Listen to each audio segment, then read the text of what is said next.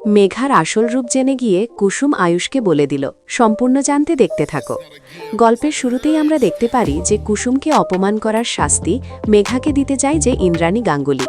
ইন্দ্রাণী গাঙ্গুলির মনে হয়েছে কুসুমকে গাঙ্গুলি পরিবারকে অপমান করেছে মেঘা, আর তার জন্য মেঘাকে একেবারে হাতে নাতে শাস্তি দিচ্ছে।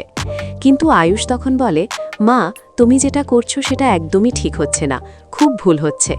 একটা কথা কেন তুমি বুঝতে পারছো না বলো তো, যে মেঘা জাস্ট একটা মনের কথা বলেছিল, আর সেটাকে ধরে নিয়ে এগোনোর যে কী আছে সেটাই আমি বুঝে উঠতে পারছি না।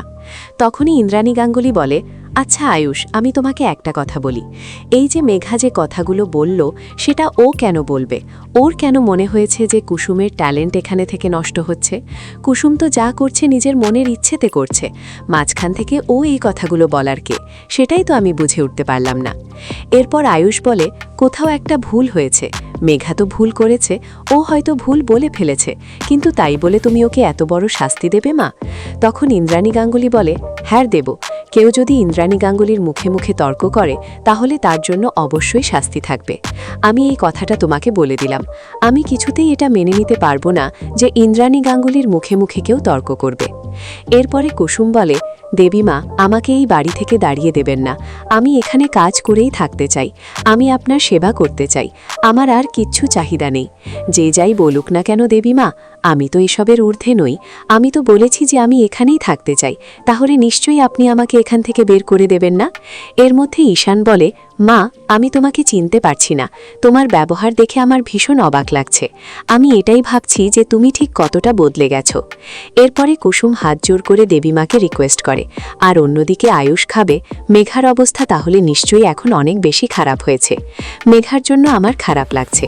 এই বলেই মেঘাকে ফোন করেছে। মেঘা তখন বলে, বলো আয়ুষ। এরপর আয়ুষ বলে, আমার খুব খারাপ লাগছে মেঘা, মা তোমার সাথে যেটা করছে সেটা অন্যায় করছে। তখন মেঘা বলে, না না, ম্যাডাম যেটা করেছে সেটা তো ঠিকই করেছে। আয়ুষ বলে, তোমার সাথে এত কিছু করেছে আমার মা, তারপরেও তুমি মায়ের সাপোর্টে কথা বলছো মেঘা? তোমাকে যত দেখি ততই বেশি করে অবাক হয়ে যাই যে তুমি এই কথাগুলো ঠিক কিভাবে বলতে পারো। এর মধ্যেই মেঘার যে পার্সোনাল অ্যাসিস্ট্যান্ট তিনি এসে বলে, আমাদের আপকামিং প্রজেক্টগুলো সবটাই ক্যান্সেল হয়ে গেছে, এক্ষুনি মেল আইডি চেক করে দেখলাম। আর এটা শোনার পর মেঘা বলে, কি বলছেন কি?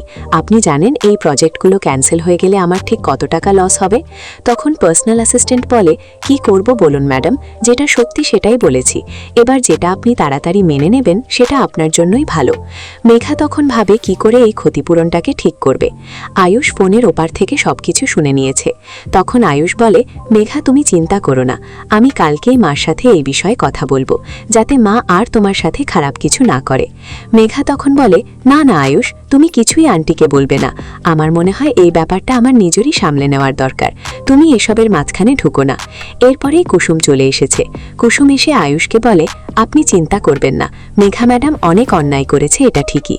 মেঘা ম্যাডাম আমাদের দেবীমার মুখের উপরে কথা বলেছে, দেবীমার মুখের উপরে কথা বলাটা তো ঠিক না, সেটা তো আপনি জানেন ছোট সাহেব, সেই জন্যই বলছি, আমার মনে হয় দেবীমাকে একটু সময় দিলেই দেবীমা আবারও সবকিছু মেনে নেবে, কিন্তু এখন জোর জবরদস্তি করতে গেলে হিতের বিপরীত ছাড়া কিন্তু কিচ্ছু হবে না। আর এটা শোনার পর আয়ুষও বুঝতে পারে কুসুম একদম ঠিক কথাটাই বলেছে। অন্যদিকে কুসুম আর আয়ুষ যখন কথা বলতে ব্যস্ত, তখন বাড়ির সবাই বুঝতে পারে ইন্দ্রাণী গাঙ্গুলি মেঘার সাথে অন্যায় করছে। এরপরে ইন্দ্রাণী গাঙ্গুলির বাড়িতে 10টার সময় চলে এসেছে মেঘা, আর মেঘা আসা মাত্রই সিকিউরিটি বলে, আপনার গাড়ি ভেতরে ঢুকতে দেওয়া যাবে না, গাড়ির পার্কিং হবে না। ঈশান তখন বলে, কি বলছো নাকি? হ্যাঁ, এই তো গাড়ি পার্কিংয়ের জায়গা আছে, আর তুমি বলছো পার্কিং করা যাবে না? এর মধ্যেই তখনই কুসুম বলে, কি হয়েছে? এরপর সিকিউরিটি বলে, আমাদের ম্যাডাম বারণ করেছে, মেঘা ম্যাডামের গাড়ি ভেতরে ঢুকতে দেওয়া যাবে না। তো ম্যাডামের মুখের উপরে তো আমরা কথা বলতে পারি না, আমরা হলাম স্টাফ, আমাদেরকে যেমনটা বলবে আমরা তো ঠিক তেমনটাই করবো, তাই না?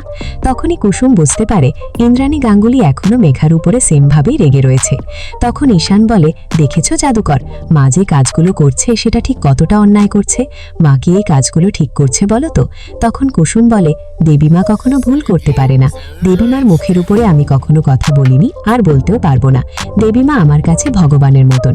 ঈশান বলে, আমি মানলাম তোমার দেবীমা তোমার কাছে ভগবানের মতন, কিন্তু দেবীমা যদি অন্যায় করে তুমি সেটা বলবে না কুসুম? এর মধ্যে মেঘা এসে বলে, কুসুম ইন্দ্রাণী গাঙ্গুলিকে ভীষণ ভালোবাসে, রেসপেক্ট করে, আর সেটা আমি খুব ভালো মতো জানি। চিন্তা করো না কুসুম, আমি তোমার সাথে আছি। কিন্তু কুসুম, তোমার কি মনে হয় আমার কি করা উচিত? কুসুম তখন বলে, আমার মনে হয় আপনার দেবীমার কাছে ক্ষমা চাওয়াই উচিত। আসলে মাঝে মধ্যে অন্যায় না করে ক্ষমা চাইলে ছোট হওয়া যায় না, বরং মানুষ বড়ই হয়। আপনি যদি দেবীমার কাছে ক্ষমা চান, আমার মনে হয় দেবীমা আপনাকে ক্ষমা করে দেবেন, বুঝতেও পারবেন যে আপনি ঠিক কতটা ভালো মানুষ। এরপর মেঘা ভাবে কি করে সবটা সামলাবে। আর অন্যদিকে ইন্দ্রাণী গাঙ্গুলি কিছুতেই কথা শুনতে চায় না মেঘার, আর মেঘা 10টার আগেই চলে এসেছে, তাই মেঘাকে ভেতরে ঢুকতে দেয় না। ইন্দ্রাণী গাঙ্গুলিকে তখন সবাই বলে, মেঘা এসেছে, 10টা তো প্রায় বাজতে যায়। ইন্দ্রাণী গাঙ্গুলি বলে, 10টা বাজতে যায়? এখনো 10টা বাজেনি। 10টা যতক্ষণ না বাজে ততক্ষণ আমি মেঘার সাথে কোনো কথা বলবো না। যেমনটা বলেছিলাম, যেমনটা টাইমিং দিয়েছিলাম, ঠিক তেমনটাই হবে। কুসুম বুঝতে পারে ইন্দ্রাণী গাঙ্গুলি খুব রেগে রয়েছে, আর সেই জন্য এই সমস্ত কাজবাজ করছে। যখন ইন্দ্রাণী গাঙ্গুলি রাগ পড়ে যাবে, ইন্দ্রাণী গাঙ্গুলি আবারও আগের মতনই হয়ে যাবে। এর মধ্যে আয়ুষকে সবটা বলে দেয় কুসুম, যে মেঘা ম্যাডাম যদি একবার ক্ষমা চায় তাহলেই হয়তো ইন্দ্রাণী গাঙ্গুলি সবটা মেনে নেবে।